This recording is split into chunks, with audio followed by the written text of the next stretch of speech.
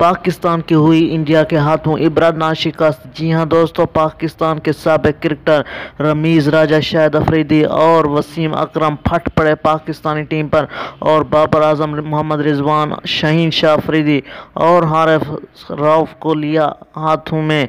जी हां दोस्तों, आपको अहम तरीन क्रिकेट की दुनिया से अपडेट करते चले। रमीज राजा का कहना था अब बाबर आजम के ये बस की बात नहीं है कि वो वर्ल्ड कप खेल सके। जी हां दोस्तों, कप्तानी उनके हाथ की काम नहीं है। जी हां दोस्तों, उनका मज़ीद कहना था कि बाबर आजम को कप्तानी से हट जाना चाहिए, किसी और को मौका देना चाहिए।